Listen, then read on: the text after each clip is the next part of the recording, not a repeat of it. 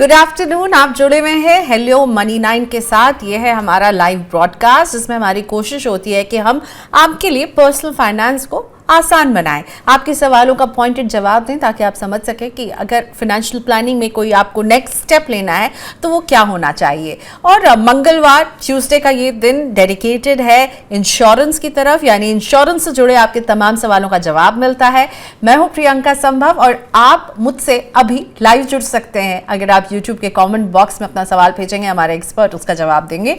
वैसे आप कैसे भेज सकते हैं अपने सवाल, मैं आपको एक छोटा सा रिमाइंडर आपको बता देती हूँ। व्हाट्सएप पर आप हमने अपने सवाल भेज सकते हैं 9311121874, ये है हमारा व्हाट्सएप नंबर। और हमारा ईमेल एड्रेस है money9query@tv9.com। फेसबुक, यूट्यूब, ट्विटर, आप जहां पर भी मौजूद हैं और हमें लाइव देख रहे हैं, भेजिए अपने सवाल। अपना सवाल जब आप लिखें तो उसमें हमें पूरी जानकारी दीजिएगा, क्योंकि जब आप हमें पूरी जानकारी भेजते हैं तो हमारे एक्सपर्ट उस सवाल को और बेहतर तरीके से समझते हैं और बेहतर जवाब भी देते हैं। अपना नाम, उम्र और शहर का नाम लिखिए, मोबाइल नंबर भी भेजिएगा ताकि हम आपसे संपर्क कर सकें। और हमारे इस लाइव ब्रॉडकास्ट में भी कॉमेंट बॉक्स यानी यूट्यूब और फेसबुक के कॉमेंट में जाकर के आप अपने सवाल हमारे साथ शेयर कर सकते हैं। तो आज हम बात करने वाले हैं जीवन बीमा पर। बहुत ही बेसिक बीमा है लेकिन बेहद जरूरी बीमा है। और ये जरूरी है, ये तो बहुत सारे लोग समझ चुके हैं कि ये जरूरी है, ये उनके पास होना चाहिए, पर अटकते कहाँ हैं? अटकते इस बात पर हैं कि कितना बीमा होना चाहिए, कितना आपके पास सम इंश्योर्ड होना चाहिए अगर आप एक टर्म इंश्योरेंस अपनी लाइफ को प्रोटेक्ट करने के लिए प्लान ले रहे हैं। तो इसी सवाल का जवाब देने की कोशिश करेंगे। साथ ही में हमारे दर्शकों के जो सवाल हैं उन्हें भी हम शामिल करेंगे। मेरे साथ जुड़ रहे हैं इंश्योर माय नेशन के को फाउंडर गुरनीत कांग। इंश्योरेंस पर लंबा चौड़ा इनका अनुभव है और आज आपके सवालों का जवाब देने के लिए मेरे साथ जुड़े हुए हैं। Thank you so much Gurneet, आपने वक्त निकाला। तो सबसे पहले क्या आप भी लोगों को पाते स्ट्रगल करते हुए कि कितना बीमा लूं, कैसे लूं, क्या कवर लूं, और इसीलिए लोग इस फैसले को टालते रहते क्योंकि समझ ही नहीं पाते कि उनका बीमा के कवर का साइज कितना होना चाहिए। तो आपकी तरफ से उन लोगों को क्या जवाब होगा कि कितना कवर रखें? गुड आफ्टरनून प्रियंका, नमस्कार। बहुत खुशी हुई कि मैं आपके शो पे आया हूँ। आपने दो बहुत ही पर्टिनेंट इम्पोर्टेंट क्वेश्चंस पूछे हैं। एक कि बीमा कितना होना चाहिए और दूसरा कि लोग क्या उस बीमा लेने के डिसीजन को के बारे में सोचते ही रहते हैं और उसको अल्टीमेटली नहीं लेते हैं। बीमा बहुत ज़रूरी है। बीमा का मतलब है प्रोटेक्शन। और अगर जिंदगी में हम अपने आप को और अपने घर वालों को अच्छे से प्रोटेक्ट नहीं कर रहे हैं तो हम अपने लाइफस्टाइल को और हम अपनी फैमिली को रिस्क पे लेकर आ रहे हैं। तो बीमा होना बहुत ज़्यादा ज़रूरी है। बेसिक बीमा होना बहुत ज़्यादा ज़रूरी है। बेसिक बीमा से मतलब होता है टर्म प्लान। मैं इन्वेस्टमेंट रिलेटेड बीमा की बात यहाँ पे नहीं कर रहा हूँ। कितना बीमा होना चाहिए ये बहुत सारे फैक्टर्स के ऊपर डिपेंड करता है। उम्र क्या है, कितने फैमिली मेंबर्स हैं, लाइफस्टाइल किस तरह का है, इनकम लेवल्स किस तरह के हैं, कौन कितना कमाता है, किसकी किस तरह की ज़रूरत है। तो एक थंब रूल होता है, हम लोग इंश्योरेंस के अंदर एक थंब रूल फॉलो करते हैं कि बीमा जो है टर्म प्लान स्पेसिफिकली 12 से 22 गुना होना चाहिए आपकी इनकम का। जितना आप कमाते हैं उसके 12 से 22 गुना अगर आपके पास बीमा है तो आप अपने परिवार का, आप अपने लाइफस्टाइल का अच्छे से ख्याल रख सकते हैं इन केस अगर अर्निंग मेंबर जो है वो इस दुनिया में नहीं रहते। तो ये आपके सवाल का एक बहुत छोटा सा सवाल था कि कितना बीमा होना जरूरी है या हम किस तरह का बीमा रेकमेंड करते हैं। तो 12 to 22 टाइम्स आपके इनकम का। आई एम श्योर आप लोगों ने, जो लोग जुड़े हुए हमारे इस लाइव ब्रॉडकास्ट से, आपने कई एक्सपर्ट को सुना होगा। हर एक्सपर्ट आपको एक थंब रूल देता है, लेकिन वजह ये हो सकती है कि अलग हो सकती है। ये थंब रूल कोई कहता है आपके इनकम का 10 टाइम्स होना चाहिए और यहाँ हमें अभी बता रहे हैं गुरनीत की 12 to 22, क्योंकि आपके खर्चे क्या हैं उसको ख्याल में रखें। अब थंब रूल एक्सपर्ट्स दे रहे हैं, कम से कम इसको आप इम्प्लीमेंट कीजिए और बीमा खरीदिए। चाहे आप 10 गुना लें, 12 टाइम्स लें या 22 टाइम्स लें, लेकिन लेना बेहद जरूरी है। तो एक्सपर्ट्स की इन बातों को जरा सा अपने ऊपर इम्प्लाई कीजिए, देखिए आपके लिए क्या फिट रहेगा। सो गुरनीत, अब हम बढ़ते हैं अपने दर्शकों के सवालों की तरफ। सबसे पहला सवाल मेरे पास अम्बरीश माथुर जी का है, बेंगलुरु से जुड़ रहे हैं अम्बरीश। हाय अम्बरीश, आप कैसे हैं? आप हम कैसे आपकी मदद करें? कुछ कर रहा होगा काम धाम अपना, कुछ नहीं पढ़ने लगे। अमरीश जी, आप हमारे साथ लाइव जुड़े हुए हैं, आई एम श्योर आप अभी काम ही कर रहे होंगे। पूरा ही नहीं लगा दिया। हेलो, ओके, सो अमरीश जी से हमारी बात नहीं हो पाई। वो वेट तो कर रहे थे लेकिन उन्हें शायद लगा कि हम उन तक पहुंच नहीं पाए हैं। तो उनका सवाल मेरे पास है और अमरीश ने हमें ये बताया था कि ये 30 साल के हैं, ऑनलाइन कई बीमा कंपनियों के टर्म प्लान को ये कंपेयर कर चुके हैं। फीचर्स लगभग सभी में एक जैसे ही इनको दिख रहे हैं और प्रीमियम में थोड़ा बहुत अंतर ज़रूर दिख रहा है। तो अब ये कैसे चुनें, क्योंकि जो फीचर्स हैं वो सब एक जैसे ही नज़र आ रहे हैं, प्रीमियम में थोड़ा सा अंतर है, तो चॉइस कैसे वो करें, कैसे फाइनलाइज करें बीमा? गुरनीत, कैसे आप मदद करेंगे अमरीश की कि कंफ्यूज हैं कि फीचर्स तो कुछ ज़्यादा फर्क मुझे नहीं लग रहा है, पैसे में थोड़ा बहुत अंतर है, तो क्या करें? एक तो मैं अमरीश को कंग्रेचुलेट करूंगा कि वो 30 साल की उम्र में बीमा लेने की सोच रहे हैं, जो कि बहुत जरूरी है।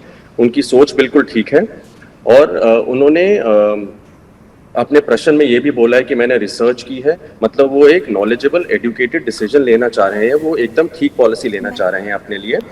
देखिए, जब आप ऑनलाइन जाके पॉलिसीज को सर्च करते हैं तो टर्म प्लान्स जो है यूजुअली एक प्राइस रेंज के अंदर ही मिलते हैं। कोई एक्स अमाउंट महंगा होएगा या एक्स अमाउंट सस्ता या वाई अमाउंट सस्ता होएगा। 3-4 चीजें बहुत जरूरी होती हैं ऑनलाइन पॉलिसीज खरीदने से पहले। एक कि आप उसके फाइन प्रिंट को जरूर पढ़िए। देखिए, आप प्राइसिंग के ऊपर मत जाइए, फाइन प्रिंट को पढ़ना बहुत जरूरी है कि क्या चीज इंक्लूडेड नहीं होती या क्या इंक्लूडेड होता है। जब आप फाइन प्रिंट को समझेंगे तो हर पॉलिसी का फाइन प्रिंट अलग अलग होता है, सबके अपने अपने फाइन प्रिंट्स होते हैं, तो एक फाइन प्रिंट जानना बहुत जरूरी है। दूसरा, आप कंपनी की रेपुटेशन देखिए, आप देखिए कि उनकी पास्ट परफॉर्मेंस कैसी है मार्केट के अंदर, उन्होंने कितना 100 या हजारों करोड़ों प्रीमियम जो है वो लिखा है, अंडरराइट किया है, कंपनी के लॉस रेशियोज कैसे हैं, क्लेम रेशियो कैसे हैं। देखिए, इंश्योरेंस कब काम आती है? इंश्योरेंस तब काम आती है, टर्म इंश्योरेंस स्पेशली, जब हम जिंदगी में नहीं हैं। तो अगर हम जिंदगी में नहीं हैं तो जिनके लिए हमने ये पॉलिसी खरीदी है उनको इसका फायदा मिलना चाहिए। तो बहुत सारी साइट्स हैं जो कि loss ratio, claim ratio, claim experience के बारे में बताती हैं। स्पेशली IRDA की साइट है जो हर इंश्योरेंस कंपनी के लॉस रेशोज और क्लेम रेशोज को लिस्ट करती है हर महीने, हर क्वार्टर, हर साल। तो अमरीश जी, मेरा तो ये रिकमेंडेशन रहेगा कि आप फाइन प्रिंट देखिए, कंपनी देखिए कितनी बड़ी है, कितनी छोटी है, देखिए कि उनके लॉस और क्लेम एक्सपीरियंसेस कैसे हैं, उनके बारे में उनके कस्टमर्स क्या कहते हैं, जो कि IRDA की साइट पे मिलता है। और इससे आपको एक डिसीजन लेने में आसानी होगी कि आपको किस तरह का प्लान कहाँ से लेना चाहिए। राइट, तो 3 बातें जो गुरनीत ने कही है, मैं एक रैप अप कर दूं। फाइन प्रिंट्स, यानी आप कंपनी की जो पॉलिसी ब्रोशर है उसको पढ़ने की कोशिश कीजिए कि क्या कोई केसेस में वो एक्सक्लूजन्स कुछ हैं, कुछ बातों को वो स्पेशल दे रही हैं, नहीं दे रही हैं। दूसरा, जब सर कह रहे हैं कि लॉस रेशियो और कंपनी की रेपुटेशन, यानी कि आपको कंपनी की क्लेम सेटलमेंट रेशियो देखनी है और कंपनी की हेल्थ, यानी वो किस तरह से परफॉर्म करती आई है, इसको भी समझने की कोशिश कीजिए। और क्लेम सेटलमेंट रेशियो बहुत ही इंपॉर्टेंट नंबर होता है कि उनके पास कितने क्लेम आए, उन्होंने कितने सेटल किए, और IRDA इंश्योरेंस रेगुलेटर की वेबसाइट पर आपको ये जानकारी मिल जाएगी। अमरीश जी, तो best of luck. I am sure आपने रिसर्च की है और रिसर्च कीजिए और अच्छा सा टर्म इंश्योरेंस ज़रूर खरीद लीजिए। संदीप मिश्रा मेरे साथ हैं, अगले कॉलर दिल्ली से जुड़ रहे हैं। हेलो संदीप जी, कैसे मदद करें आपकी? नमस्ते प्रियंका जी, कैसी हैं आप? मैं बढ़िया हूँ, आप कैसे हैं? मैं भी ठीक हूँ मैडम, ठंड बहुत है लेकिन यहाँ पे। हाँ जी, दिल्ली में ठंड है, पर थैंक यू सो मच, आप जुड़े और अपना सवाल बताइए हमें। मैडम, मेरा सवाल इस तरह से है कि मेरे परिवार में मेरी पत्नी है, मेरे 2 बच्चे हैं, मेरे खुद के पास तो जीवन बीमा का कवर है। मेरा सवाल ये है कि क्या मुझे मेरी पत्नी के लिए भी जीवन बीमा का कवर लेना चाहिए?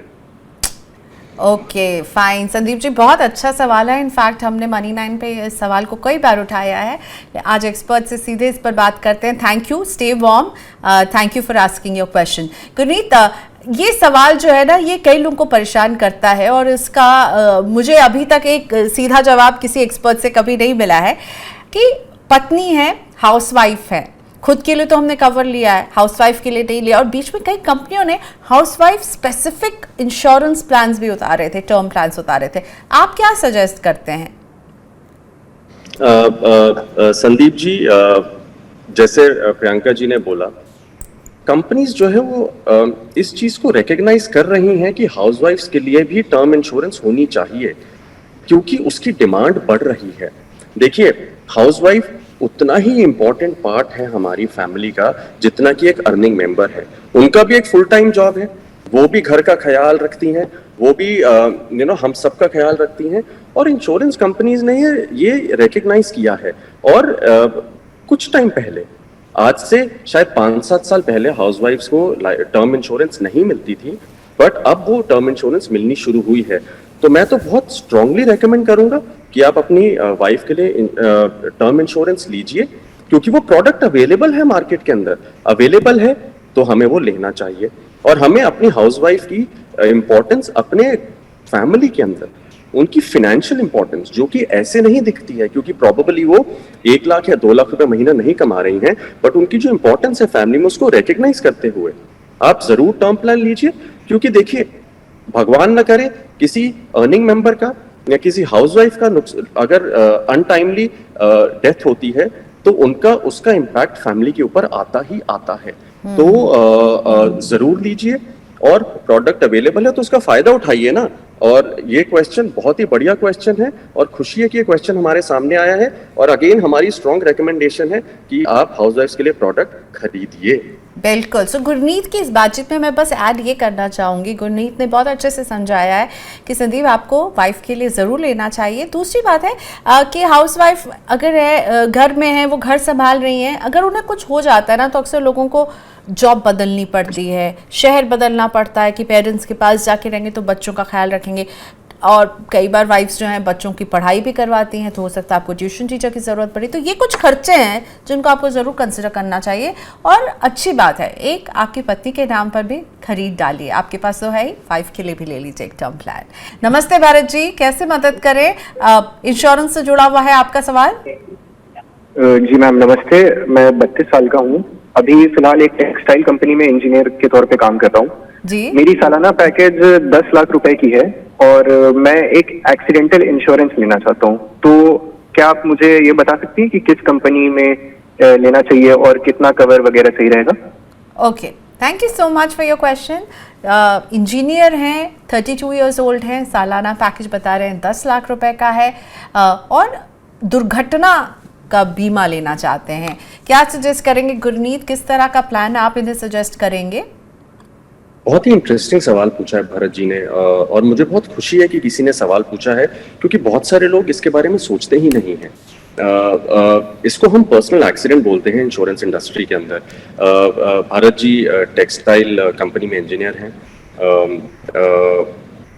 ऑक्यूपेशनल हैजर्ड जो है वो कई बारी हिट कर सकता है किसी को भी। तो देखिए, पर्सनल एक्सीडेंट जो है वो कई तरीके से मिल सकता है। आपको personal accident stand alone policy भी मिल सकती है, आपको वो एज अ राइडर अपने टर्म प्लान के साथ भी मिल सकता है, और आपको अपनी हेल्थ इंश्योरेंस इंडेमनिटी पॉलिसी के ऊपर भी वो आपको राइडर मिल सकता है पर्सनल एक्सीडेंट का।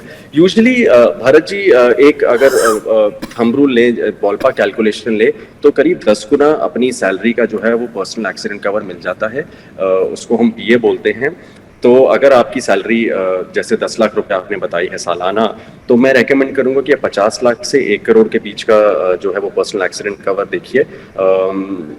1 करोड़ के कवर में कई बार क्या होता है, इनकम अंडर राइटिंग होती है, तो आपको इनकम के डॉक्यूमेंट्स देने पड़ सकते हैं, बट वो बहुत छोटी सी चीज़ है और वो हमें देने भी चाहिए, क्योंकि अगर हमें शुरू में एक अच्छा कवर मिल जाएगा तो हमें वो करना चाहिए। बहुत सारी कंपनीज हैं, इनफैक्ट हर कंपनी जो है वो पर्सनल एक्सीडेंट कवर देती है।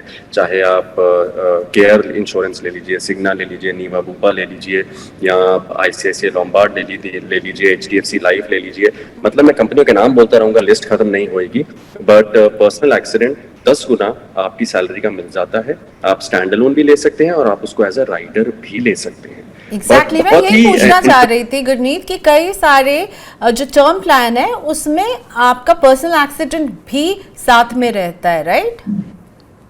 हाँ जी, एज अ राइडर। सिर्फ पर्सनल एक्सीडेंट ही नहीं प्रियंका, हम क्रिटिकल इलनेस कवर भी ले सकते हैं एज अ राइडर। लेकिन आपने मुझे बताया तो पर्सनल एक्सीडेंट आप एक इंडिविजुअल प्लान भी ले सकते हैं और बतौर राइडर भी ले सकते हैं, राइट?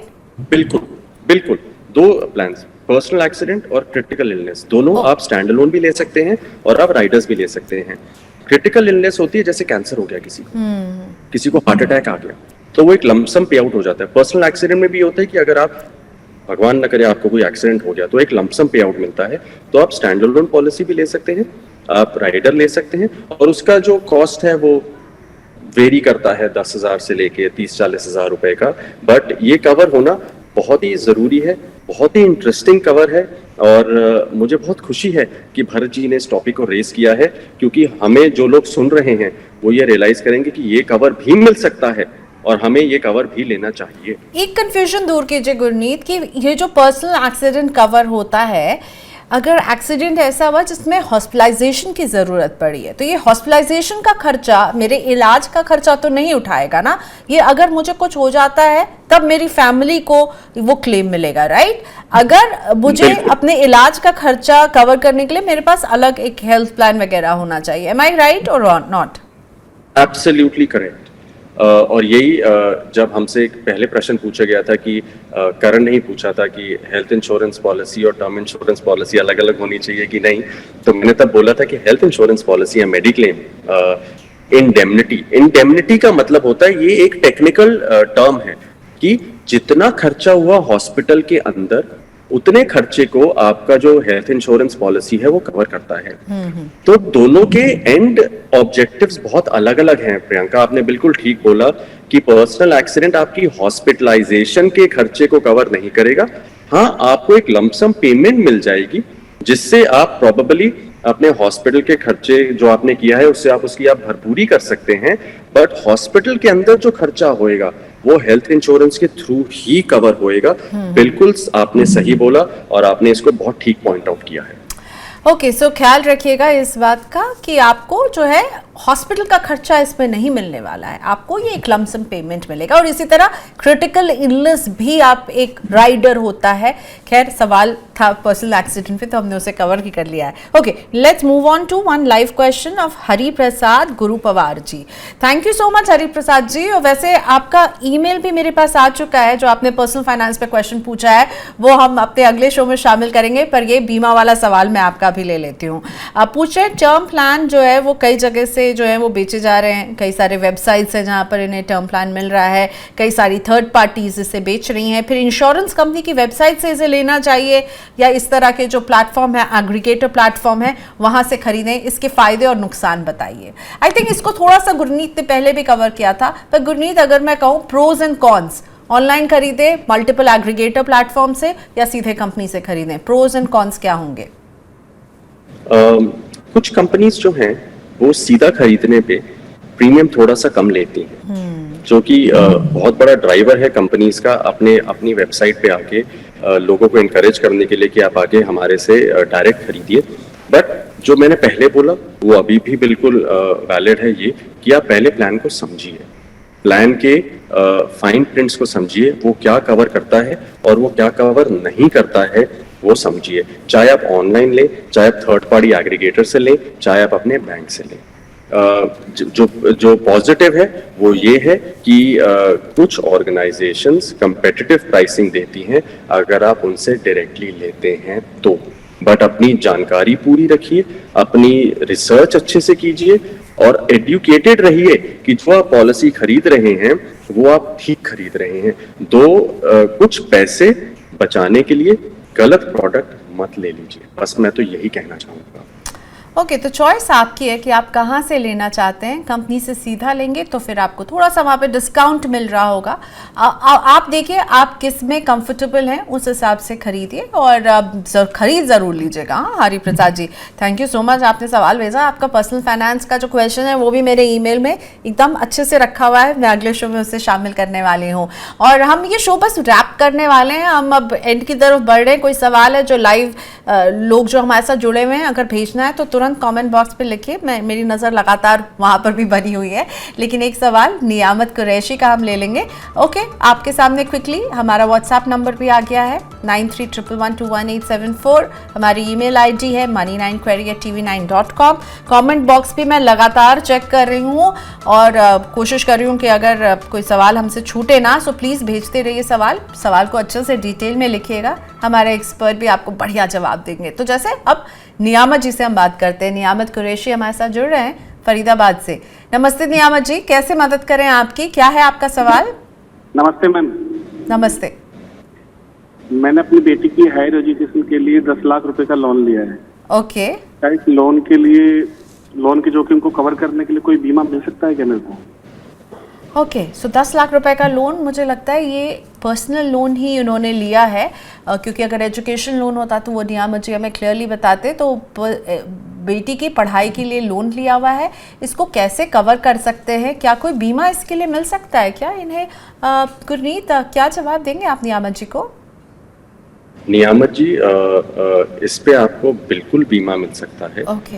बहुत सारी फाइनेंस कंपनीज जो कि लोन देती हैं वो at the time of disbursal का मतलब है जब पैसा वो आपके खाते में डाल रही हैं लोन का, तब वो आपको उसके अगेंस्ट कवर देती हैं। उसको हम लोन प्रोटेक्ट कहते हैं।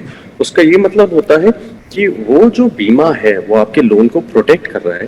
कल को भगवान ना करे कि आपको कुछ हो जाता है तो इंश्योरेंस कंपनी जो है उस लोन की जो प्रिंसिपल आउटस्टैंडिंग है उसको लोन के जरिए उतार देगी और आपकी फैमिली के ऊपर वो 10 लाख या 8 लाख या 7 लाख का जो ऑब्लिगेशन है उसका प्रेशर नहीं आएगा। अगर आपने लोन प्रोटेक्ट के टाइम, अगर लोन के डिसबर्सल के टाइम वो कवर नहीं दिया है तो आप अपनी फाइनेंस कंपनी के पास जा सकते हैं और आप उनको बोल सकते हैं कि क्या मुझे इसके अगेंस्ट इंश्योरेंस कवर अब मिल सकता है, मैंने डिसबर्सल के टाइम नहीं लिया था, क्या मुझे आप अब दे सकते हैं? तो कुछ कंपनीज हैं वो दे देती हैं, कुछ कंपनीज हैं वो नहीं देती हैं।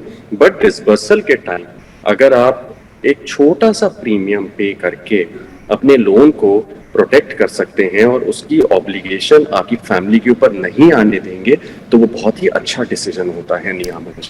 और अगर ये एक एजुकेशन लोन होता तो यही सेम ड्रिल फॉलो करते नियामत उसके लिए भी, कि लोन लेते वक्त बैंक को बोल सकते थे कि आप इसमें मैं एक इंश्योरेंस भी जोड़ना चाहूंगा?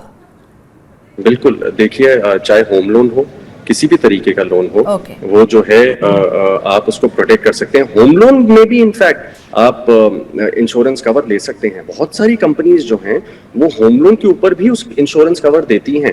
तो हमारी यही रिकमेंडेशन रहती है कि आप प्रीमियम को देखिए, क्योंकि क्या होता है कि जो लोन देने वाली कंपनी है, अगर प्रीमियम आपका लेट्स से एक्स अमाउंट बन रहा है तो वो आपको अपफ्रंट ही आपके लोन अमाउंट के साथ वो आपको प्रीमियम का पैसा जोड़ के पूरा लोन डिसबर्स कर देते हैं।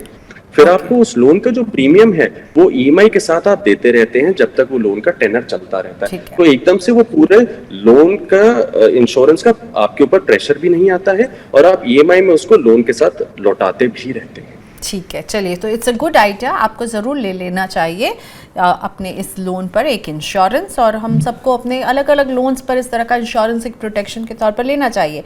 सो करण वापस है हमारे लाइव चैट में, और करण ने हमसे पहले भी एक सवाल पूछा था, उसका जवाब हम दे चुके हैं कि मेडिकल और टर्म इंश्योरेंस दोनों होना चाहिए अलग अलग। अब ये बात कर रहे हैं गोल प्लानिंग की, तो गोल प्लानिंग में टर्म इंश्योरेंस और मेडिकल इंश्योरेंस इन्वेस्टमेंट से पहले आने चाहिए क्या? मतलब बहुत ही ये सवाल ये है, जैसे हम कहते हैं कि अगर आप फाइनेंशियल प्लानिंग कर रहे हैं तो आपको सबसे पहले जो है एक इमरजेंसी फंड बनाना चाहिए। अब इमरजेंसी फंड जी बना लिया, अब बात आती है कि अब इंश्योरेंस करें या निवेश शुरू करें। Gurneet, your word on it, investment पहले करें या पहले बीमा खरीदें? देखिए, बहुत ही ये जो सवाल है इसका जो जवाब है वो हर जना अलग अलग तरीके से देगा। देखिए, मुझे लगता है कि इन्वेस्टमेंट करना बहुत ही ज़रूरी है। देखिए, आप जितनी बचत कर सकते हैं, जितनी जल्दी, उतना बड़ा आप कॉर्पस क्रिएट करते हैं, उतना बड़ा आप अपना वेल्थ जनरेट करते हैं। बट उसको प्रोटेक्ट करने के लिए, अपनी लाइफस्टाइल को प्रोटेक्ट करने के लिए, और तभी हम लोग जो है इंश्योर नेशन के अंदर हम बहुत स्ट्रांगली बिलीव करते हैं कि एक अम्ब्रेला कवर होना बहुत जरूरी है जो कि आपकी लाइफस्टाइल को और आपकी इन्वेस्टमेंट्स को प्रोटेक्ट करता है। तो एक सिचुएशन लेते हैं, SIPs यूज कर करके कोई 1 करोड़ या 2 करोड़ का एक कॉर्पस बनाता है। भगवान न करे किसी को कैंसर हो जाता है और उसको कैंसर जो है एडवांस स्टेज पे है और इम्यूनोथेरेपी करनी पड़ रही है, जो कि एक बहुत ही एडवांस टेक्निक है, जो कि अब इंडिया में अवेलेबल है, बट बहुत ही महंगी है। तो 40, 45, 50, 55, 60 लाख का खर्चा साल का आ सकता है। तो जो 1 करोड़, 2 करोड़, 4 करोड़ का आपने कॉर्पस बनाया है, वो आपके किसी क्रिटिकल इलनेस की वजह से खत्म हो सकता है। बिल्कुल। तो मैं तो हमेशा ये बोलूंगा कि प्रोटेक्शन को ध्यान में रखिए, अम्ब्रेला को ध्यान में रखिए, अपनी फैमिली को, अपने घर को, अपनी इन्वेस्टमेंट्स को। अगर हम एक छोटा सा प्रीमियम देके उनको बचा सकते हैं और हम अपनी इन्वेस्टमेंट्स को ग्रो कर सकते हैं through regular your SIPs and direct equity etcetera, तो वो क्यों ना करें। तो करण, आपने बहुत ही इंटरेस्टिंग सवाल पूछे हैं आपने, और मैं यही बोलूंगा कि हालांकि फाइनेंशियल प्लानर्स बोलेंगे कि नहीं इन्वेस्टमेंट भी कीजिए, मैं कहूँगा दोनों कीजिए, बट अपनी इन्वेस्टमेंट को भी प्रोटेक्ट कीजिए, उसके बारे में कोई नहीं सोचता है। तो इंश्योरेंस जो है आप ही को या आपकी फैमिली को ही नहीं, मैं बार बार बोल रहा हूँ, आपके लाइफस्टाइल को भी प्रोटेक्ट करती है और आपकी वेल्थ को भी प्रोटेक्ट करती है। ये एक सुरक्षा कवच है। वैसे मुझे पता था कि गुरनीत क्योंकि इंश्योरेंस को बिलोंग करते तो वो इंश्योरेंस का साइड लेंगे, पर गुरनीत ने अपने पॉइंट को जिस तरह से रखा है, अगर आप जो भी निवेश कर रहे हैं या जो भी कमाई कर रहे हैं, अगर आप उसे सुरक्षित नहीं रखेंगे और वो किसी इमरजेंसी सिचुएशन में खर्ची हो जाएगी तो उसका क्या फ़ायदा है। इसलिए उसके लिए एक प्रोटेक्शन, एक सुरक्षा कवच का काम करता है बीमा। Thank you so much Gurneet, आज आपने वक्त निकाला, बहुत दूर से जुड़े हैं, हम दोनों का टाइम बहुत मिसमैच है, आपको बहुत अर्ली मॉर्निंग जुड़ना पड़ा, but thank you so much. बहुत अच्छा लगा आपसे बात करके, बहुत कुछ सीखा आज हमने। धन्यवाद आपका। धन्यवाद प्रियंका, मुझे भी बहुत अच्छा लगा सवालों का जवाब देके, and it was an honour to be on your show. So thank you so much कि आपने मुझे इनवाइट किया और हम इस शो पे इकट्ठे जुड़ सके। मैं आपका बहुत आभारी हूँ और आपका धन्यवाद करता हूँ। फिर जल्द मिलेंगे। आज हम गुरनीत को छोड़ रहे हैं, बहुत सारे सवालों के जवाब गुरनीत ने दिए, लेकिन फिर से हम इनको बीमा के शो में लेकर आएंगे।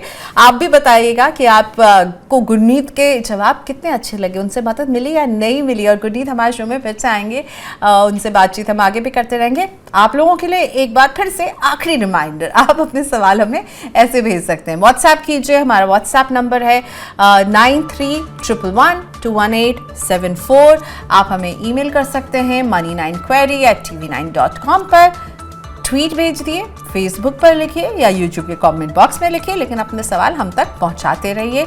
सवाल डिटेल में लिखिए ताकि हम समझ सके। पूरे सवाल को हम जितने अच्छे तरीके से समझेंगे उतना अच्छा जवाब आपको देंगे। सवाल के साथ अपना नाम, उम्र और शहर का नाम लिखना बिल्कुल ना भूलें। और ये पूरे हफ्ते का कैलेंडर आपके सामने है। सोमवार को हम बात करते हैं शेयर बाजार पर, मंगलवार यानी आज का दिन है बीमा के नाम, यानी मैं रहती हूँ आपके साथ। बुधवार हम म्यूचुअल फंड के एक्सपर्ट से बातचीत करते हैं। थर्सडे को हम पर्सनल फाइनेंस के सवालों का जवाब देते हैं। फ्राइडे को हम फिर से शेयर बाजार पर लेकर आते हैं ये शो। तो मेरे साथ यहाँ पर लाइव जो एक सवाल आया हुआ था, मैं रमी तनेजा जी, नमस्ते सर, आपका सवाल शेयर पर था ना, ये प्लीज आप फ्राइडे को पूछेगा जब विपुल होंगे एक एक्सपर्ट के साथ और आपको मदद करेंगे आपके सवालों के साथ। आज जितने लोग जुड़े थैंक यू सो मच। कोई सवाल हमने अगर मिस कर दिया है तो उसके लिए मैं माफ़ी मांगना चाहूँगी। अगर सवाल मिस हो गया तो आप उसे हमें व्हाट्सएप कर दीजिए या ईमेल कर लीजिए, अगले शो में हम उसे शामिल करेंगे। आज के लिए इतना ही, बाय बाय। देखते रहिए Money9।